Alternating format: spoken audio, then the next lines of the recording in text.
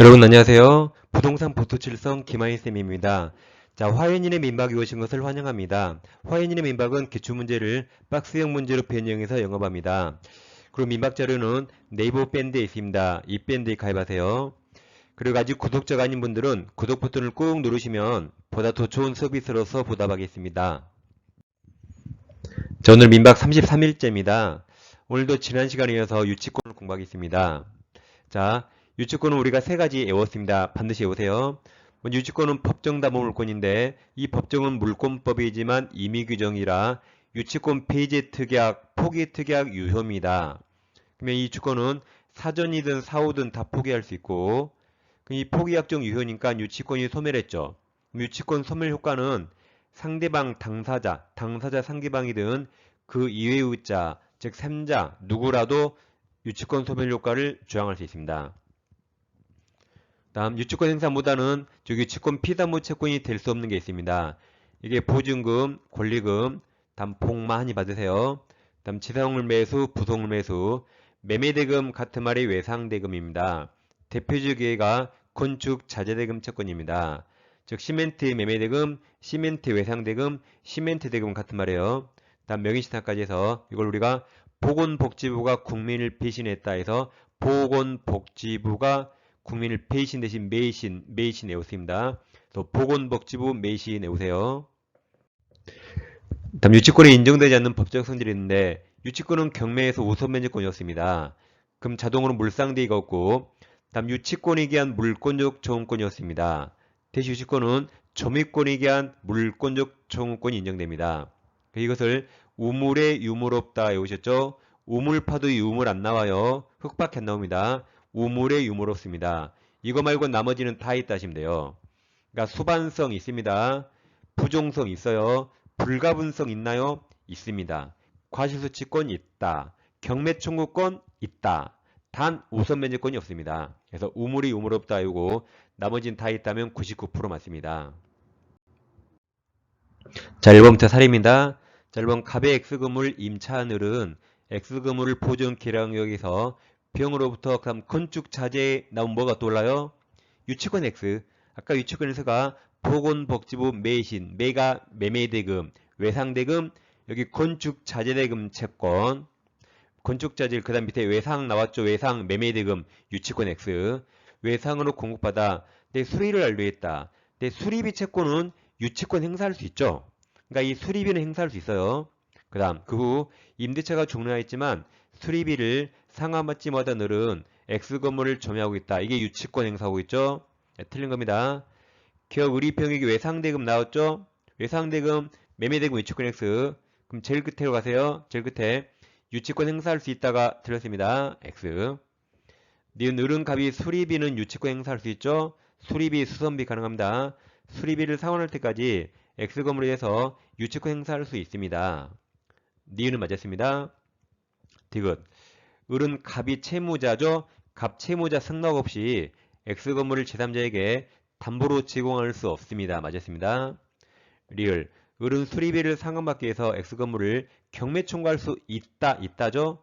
아까 유치권은 우물에 유물 없다. 나머지 다 있어요. 그러니까 경매할 수 있습니다. 단 우선 면제권이었습니다. 자, 미음은 유치권은 물권이라 누구에게나 주장할 수 있죠. 제3자에게도 주장할 수 있습니다. 자, 미음. 만약 X건물을 갑으로부터 양수한정, 얘가 제3자죠. 양수한정이 을에게 X건물을 반환을 청구하는 경우 을은 유치권으로 제3자 누구한테나 대항할 수 있다가 되는 거죠. 그래서 틀린 거라 정답은 4번입니다. 다음 유치권자 권리를 잠깐 볼 텐데 일단 채권은 채무자에게 행사할 수 있지만 유치권은 물권이라 누구에게나 행사할 수 있습니다. 그래서 갑과 을이 건설 도급계약 맺었는데 수급인 을이 건물을 완성하더라도 보통 도급인 소유가 되죠. 근데 수급인 을이 공사대금 채권을 못 받았어요. 그 채권이 3억이라 가정하고 갑소유 건물이 10억이라 가정합니다.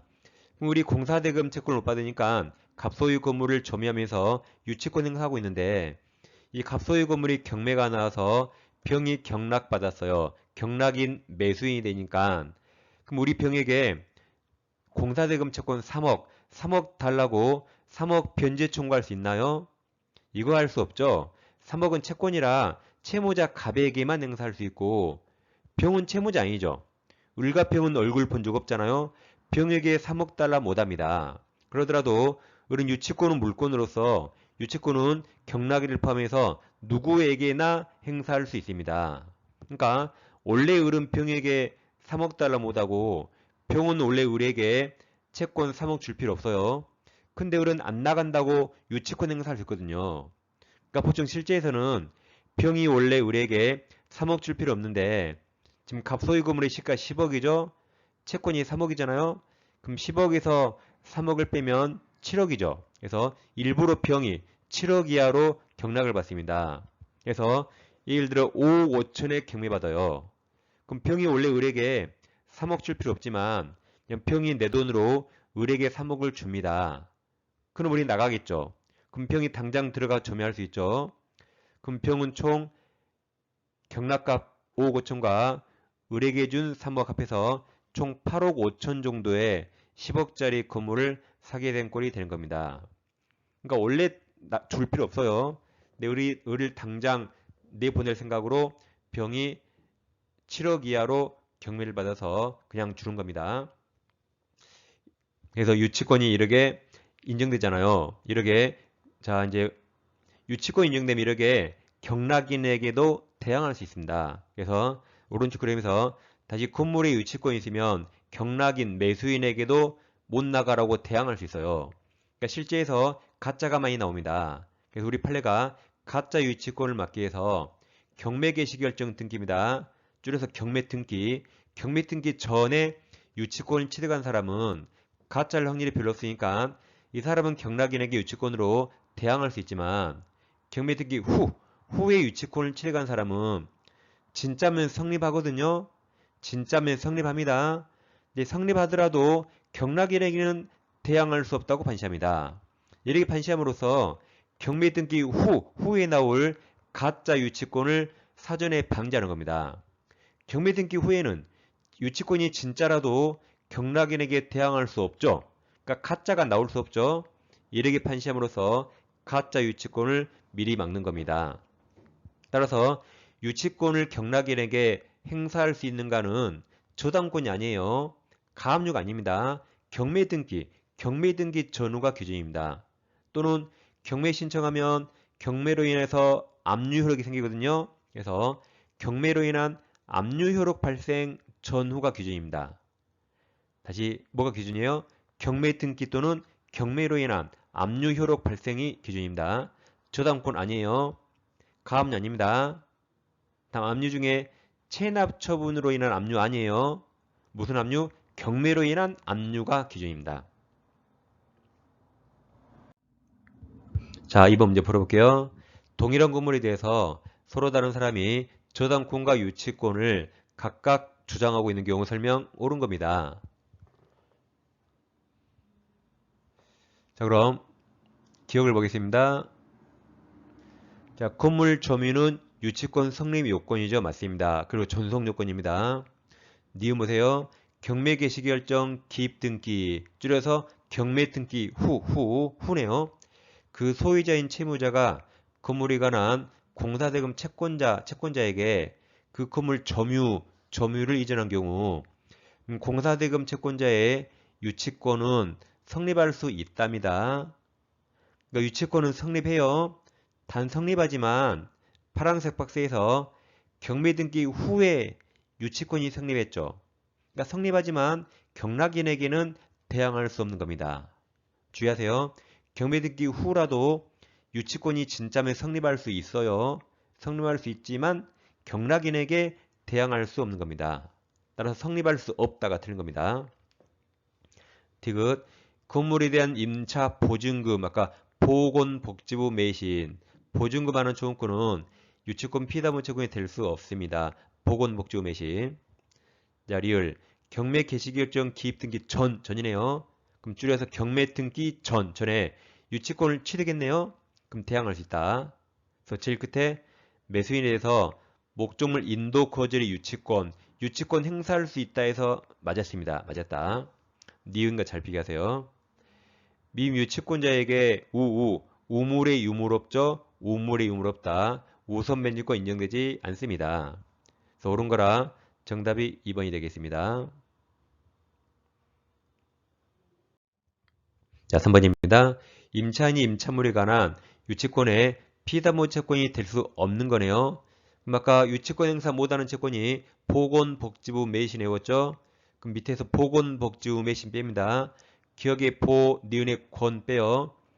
기억, 니은 빼면 정답이 2번 아니면 5번이 나옵니다. 2번, 5번에 기억, 니은 있잖아요. 그럼 디귿 중에서 디귿. 자, 필요비나 유익비는 유치권 행사할 수 있죠. 행사할 수 있어요. 네, 디귿에서 필요비 상환 채무 불이행으로 인한 손해배상 청구권. 이것도 유치권 행사할 수 있죠. 그러니까 필요비는 유치권 행사할 수 있는데 그 필요비를 안 줘서 그게 손해배상 청구권으로 바뀌면 여전히 유치권 행사할 수 있습니다.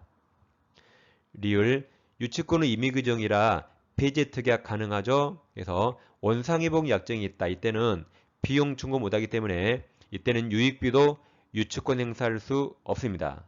그러니까 리을까지 정답이라 정답은 5번이 되겠습니다. 자, 4번. 갑은 자신이 점유하고 있는 건물에 관해서 을을 상대로 유치권을 주장하고 있다. 그럼 갑이 유치권자입니다. 예, 틀린 거네요. 기억, 유치권자 갑이 건물 점유에 관해서 선관 주임을 위반하면 유치권이 소멸한 게 아니죠. 유치권 소멸을 청구하는 거죠. 청구합니다. 곧바로 소멸된 건 아닙니다. 니은, 유치권자 갑은 유치권 행사를 위해서 자신 점유가 불법행위라는 것이 아님을 증명할 필요 없죠. 유치권자의 점유도 적법 점유로 추정되니까 유치권자가 스스로 불법 점유가 아님을 증명할 필요가 없습니다. 오히려 유치권을 배척하려는 그 상대방 을 측에서 불법이라고 증명해야 됩니다. 야, 디귿은 간접 점유로 유치권 행사할 수 있지만 디귿처럼 채무자 을이 건물을 직접 점유하고 있다. 이건 채무자에게 물건 돌려준 겁니다. 이건 유치권 인정 안 됩니다. 다시 디귿 채무자 을이 건물을 직접 점유하고 이를 매개로 하여 채권자 갑이 간접 점유하고 있는 경우 갑 유치권 인정되지 않습니다. 리을 병이 제3자겠죠? 병이 건물 점유를 침탈했다. 그럼 점유를 상실하면 유치권 바로 소멸합니다. 그럼 현재 소멸했습니다. 네, 침탈하였더라도 갑이 점유물 반환 조언권 행사에서 점유를 해보겠네요.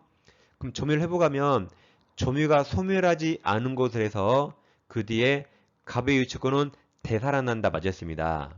해보겠습니까? 그래서 틀린 거라 정답은 2번 기억 니은입니다. 그 다음 자 321조의 유치권은 우물의 유물없죠.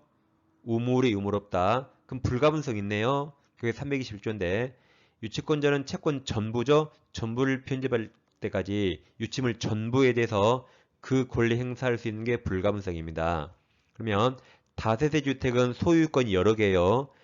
여러 개 주택 창문, 창호를 공사했는데 공사대금 안 줍니다. 근데 사람의 몸이 한 개라 여러 대 주택 중에 한 세대밖에 점유 못합니다. 그러더라도 다세대 주택 전체에 시행한 공사대금 채권 전부에 관해서 유치권 인정해 줍니다. 왜 그래요? 사람이 몸이 한 개라 한 세대밖에 점유 못하죠. 그러면 주택 전체를 점유한 것으로 인정해서 전체에 대한 채권 전부에 관해서 유치권이 인정됩니다. 이 불가분성이죠. 돈 전부 받을 때까지 다세대 주택 전부에 관해서 유치권 행사할 수 있다. 이게 불가분성입니다. 자, 5번입니다. 갑은 을과 계약에 따라 을 소유 구분 건물이라 소유권이 여러 개죠. 202호, 202호 전체를 수리하는 공사를 완료하였지만 을이 공사대금 지급하지 않자 갑이 202호만 점유, 두 세대 중에 한 세대만 점유하죠. 그래도 주택 전체, 두 세대 전체에 대해서 유치권 인정해 줍니다. 다시 202호만 점유하고 있다. 옳은 거네요. 기억. 갑의 유치권은 을 소유 구분 건물 202호, 202호 전체 맞았어요. 전체 공사대금을 피담보채권으로 하여 성립합니다. 맞았습니다.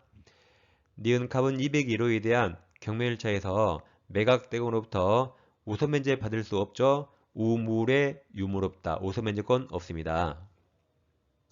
디귿 갑이 을, 채무자 을 승낙 없이 201호를 병에게 임대하면 안 되잖아요. 근데 임대한 경우 그럼 채무자 을은 유치권 소멸을 청구할 수 있다죠. 이게 324조. 리을도 마찬가지. 유치권자 갑이 채무자 을 승낙 없이 201호를 병에게 임대하면 안 됩니다. 안 돼요. 근데 임대한 경우 그럼 병은 소유자 채무자 을에 대해서 임대차 효력을 주장할 수 없습니다. 그래서 옳은 거라 2번이 정답입니다. 자, 시간에는 지난 시간에 이어서 유치권을 공부했습니다. 유치권은 보통 2문제 이상 나오니까 꼼꼼히 잘 하셔야 됩니다. 자, 다음 시간에도 여전히 유치권 하루 더 공부할 겁니다. 그래서 민박을 계속 잘 즐겨주세요. 자, 다음 시간에 뵙겠습니다. 감사합니다.